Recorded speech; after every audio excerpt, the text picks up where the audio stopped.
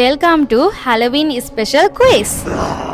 BMW Mercedes-Benz නිෂ්පාදනය කරපු රට මොකක්ද? ජර්මනි.